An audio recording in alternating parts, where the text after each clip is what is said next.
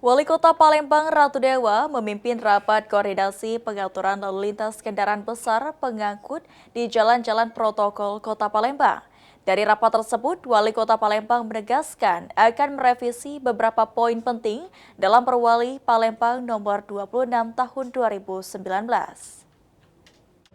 Yang sering menimbulkan kecelakaan dan telah banyak memakan korban. Sekalian dengan tidak mengurangi rasa hormat. Wali Kota Palembang Ratu Dewa pada Senin 15 September 2025 memimpin rapat koordinasi pengaturan lalu lintas kendaraan besar pengangkut di jalan-jalan protokol Kota Palembang di ruang rapat Parameswara Setda Kota Palembang.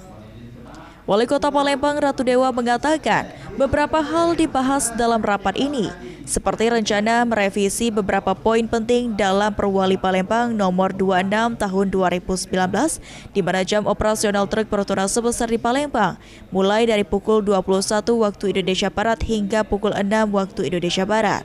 Petugas juga harus menerapkan perwali dengan tegas dan terukur untuk mencegah penumpukan truk berturnase besar di bahu jalan karena antri sebelum jam operasional.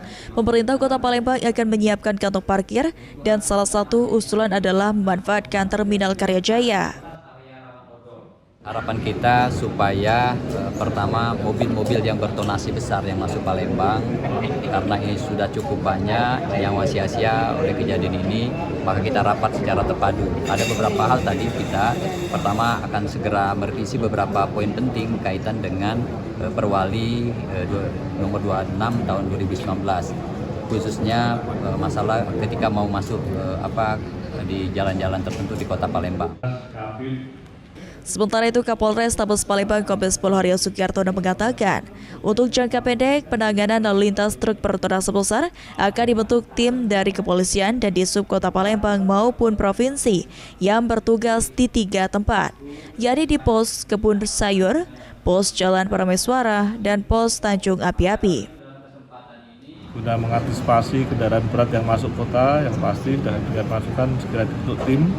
Nanti timnya tersebut akan bertugas di 3 tempat, satu di Pos Kebun Sayur Container Office, yang kedua pos di Prameswara, karena Kebun Sayur itu untuk mengantisipasi kendaraan yang dari Banyuasin, dari Tanjung Api-Api masuk ke dalam kota.